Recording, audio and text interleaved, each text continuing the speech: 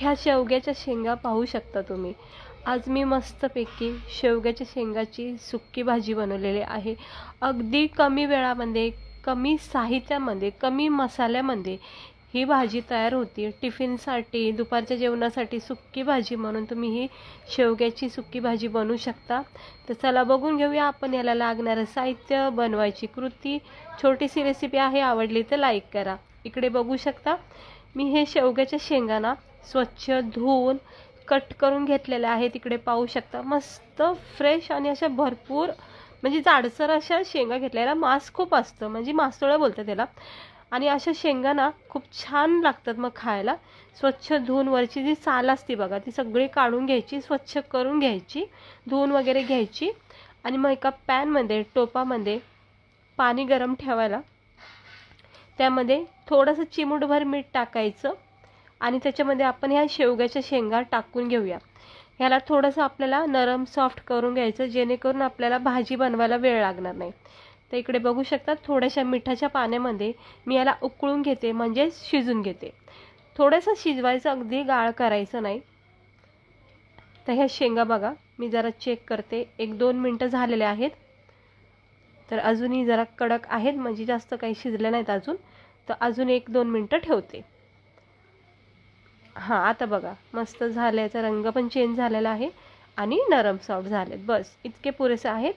आणि हे जे शेवग्याच्या शेंगाचं पाणी आहे ना, हे उकळलेलं, हे पाणी आपण थोडासा रस्सा वगैरे बनवायला वापरू शकता। जर तुम्ही शेवग्याच्या शेंगाची रस्सा भाजी बनवत असाल तर ही पाणी नक्की वापरा। ह्याच्यामध्ये खूप छान चव येते रश्श्याला। वेगळं पाणी वापरण्यापेक्षा ना हे शेवग्याच्या शेंगाचं पाणी नेहमी वापरा, खूप मस्त वाटतं, टेस्ट छान येते। उसळ, चणे वगैरे शिजवले, मटकी वगैरे शिजवलं तरीसुद्धा ते शिजवलेलं पाणी वापरायचं रश्श्यासाठी। ह्याच्यातलं मी थोडंसं पाणी वापरणार आहे। कढाईमध्ये तेल तापत ठेवलंय, जरासं ओली होती कढाई त्यामुळे जरा तेल उडतंय। आणि त्याच्यामध्ये मी 1 चमचा जिरे टाकले। इकडे मी एक बारीक चिरलेला टमाटर वापरलेला आहे। तुम्ही इकडे कांदासुद्धा बारीक चिरलेला किंवा कांदा टमाटर असं मिक्स करून वापरू शकता। मी नॉर्मल फक्त टमाटर वापरले बारीक चिरून, छोटंसं टमाटर वापरले, कारण ह्या ज्या शेवगाच्या शेंगा मी बनवत आहे ना त्याला अजिबात मसाला वगैरे, कांदा टमाटर जास्त काहीच लागत नाही, अगदी सिंपल पद्धतीने, पण इतक्या भारी लागतात ना खायला, नक्की करून बघा। आता आपण स्लो गॅसवर जिरे वगैरे तडतडून झाले, टमाटर थोडंसं नरम सॉफ्ट झालं की याच्यामध्ये बेसिक मसाले टाकायचे। इकडे मी 1-1.5 चमचा लाल तिखट टाकले, अर्धा चमचा हळद टाकली, अर्धा चमचा इकडे गरम मसाला टाकते आणि 1 किंवा 1.25 चमचा असा धना पावडर टाकते। धना पावडरचा याच्यामध्ये छान फ्लेवर येतो, तर मी 1.25 चमचा असा धना पावडर टाकलेला आहे।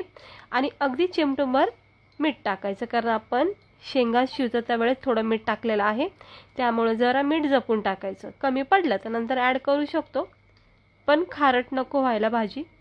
आता हा सगळा मसाला टमाट्यासोबत, जिऱ्यासोबत परतून घ्यायचं। थोडंसं मसाल्याला तेल सुटलं की आपण ह्या शिजून घेतलेल्या शेंगा ज्या आहेत शेवगाच्या, त्याच्यामध्ये टाकून घेऊया। इकडे मी सगळ्या शेंगा टाकून घेतलेल्या आहेत, हलक्या हाताने मिक्स करून घ्यायचं। सगळे मसाले आपण परतून घेतलेले आहेत, चवीनुसार मीठ टाकलेलं आहे। हलक्या हाताने सगळ्या शेंगा ह्या मसाल्याला मिक्स करून घ्यायचं, एकजीव करून घ्यायची। पूर्ण मसाल्याची कोटिंग शेंगाला लागली पाहिजे।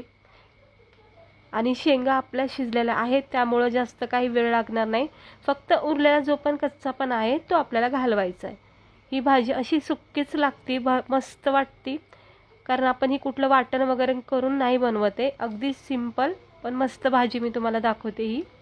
आता हे जे शेवगाच्या शेंगाचं शिजवलेलं पाणी बघा, तेच मी अर्धा कपाच्या अंदाजे टाकलेलं आहे। थोडासा म्हणजे कसं कधी कधी मूड येतो मी ही शेवगाची शेंगाची भाजी ना मी भातासोबतच खाते, म्हणून थोडासा, अगदी थोडासा रसा करते, त्यासाठी मी इकडं पाणी वापरले, म्हणजे शेंगामधला जो कच्चापणा आहे तो सुद्धा निघला जाईल आणि दुसरी गोष्ट थोडा आपल्याला रस्सा पण राहील। वरून थोडी कोथिंबीर टाका, तर तुम्ही बघू शकता शेंगाचा रस्सा बघा किती सुंदर असा लाल भडक दिसत आहे। आता याच्यावर झाकण ठेवायचं, स्लो गॅस करायचा आहे आणि द्यायचे फक्त याला 1-2 मिनटं। बघा लगेच उकळी झालेली आहे तयार, आणि मस्तपैकी आपल्या ह्या शेवगाच्या शेंगा आता होत आहे तयार। आता रस्सा तुम्हाला जास्त लागत असेल तर थोडासा रस्सा वाढू शकता, पण मी ह्या शेंगा एकदम अशा सुक्याफट करते. फक्त थोडासा भातापुरता असा रस्सा ठेवायचा. आता बघा आपल्या ह्या शेंगा परफेक्ट तयार झालेल्या आहेत. जे आपण पाणी वाफवलं होतं ते पूर्णपणे असं नाहीसं झालं. अगदी थोडासा मी इथं रस्सा ठेवला आहे, म्हणजे ओलसरपणा ठेवला आहे, अगदी थोडा, जास्त नाही ठेवला. हे बघा आता हे आपल्या शेंगा बघा किती छान झाल्यात. मसाल्यामध्ये अशा एकदम कोट झालेल्या आहेत आणि चमचमीत झणझणीत वाटतात का नाही. शेवगाच्या शेंगा इतक्या भारी लागतात ना. खरं सांगते, तुम्ही ह्या शेवगाच्या शेंगा खूप आवडीने खातात.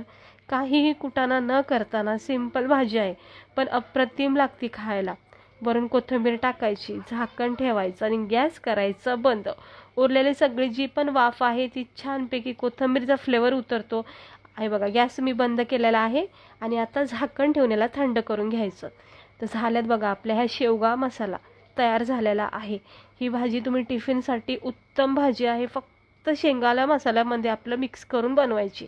बघा किती छान मसालेदार अशी चवदार टेस्टी एकदम झणझणीत अशी ही शेवगा मसाला तयार झालेला आहे खाण्यासाठी. हे बघा मस्तपैकी झाल्यात का नाही आपल्या सिंपल पद्धतीच्या ह्या शेवगाच्या शेंगा. आता आपण याला गरमागरम प्लेटमध्ये काढून घेऊया. हे बघा अगदी थोडासा असा रस्सा ठेवला आहे. भातावर असं थोडा जरी टाकला ना तर छान वाटतो खायला. माझं तर खूप आवडीचं जेवण आहे. हे बघा आता प्लेटमध्ये आपण ह्याला काढून घेऊया आणि तुम्ही आपल्या ह्या शेवगाच्या शेंगा बघू शकता किती छान झाल्या. जास्त गाळ पण केलं नाही, म्हणजे शेवगाची शेंग जी खायची एक आनंद असतो ना तो आला पाहिजे, म्हणून जास्त गाळ करायचा नाही. गरमागरम ज्वारीच्या भाकरीसोबत, बाजरीच्या भाकरीसोबत आणि भातासोबत तर अप्रतिम लागते. डाळ भात वगैरे जरी केला तरी सुक्की भाजी म्हणून सुद्धा तुम्ही या शेवगाच्या शेंगा बनवू शकता आणि बोटानं चाटून पुसून तुम्ही भाजी खाता आणि इतकी छान लागते. टिफिनसाठी सुद्धा बेस्ट भाजी आहे. काहीही कुटाणा नाही, मसाल्याचं वाटण नाही करायचं, झटकीपट मसाल्यामध्ये ही भाजी तयार होती. तर कशी वाटली तुम्हाला आपली ही सिंपल शेवगा मसाल्याची भाजी? अप्रतिम लागते. करून बघा आणि टेस्ट घेऊन बघा, आवडीने खातात. आणि शेवगाच्या शेंगा म्हणलं की तुम्ही ही भाजी हमखास करतात, कारण मला कधीही खाऊ वाटलं तर अशाच पद्धतीने मी करते. कशी वाटली रेसिपी? आवडली असेल तर लाईक करा, चॅनेलला सबस्क्राईबर करा. भेटते मी तुम्हाला पुढच्या